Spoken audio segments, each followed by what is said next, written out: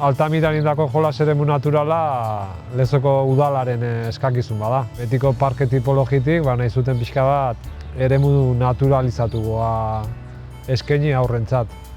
2 tontorrez osatutako jolas eremu bada, umeen garapenea begira, pixka bat mugimendua sustatzen duna. Azkenen elkarlana, arriskuak neurtzen jakitea, edota pixka bat babesgune bat eskaini nahi duna.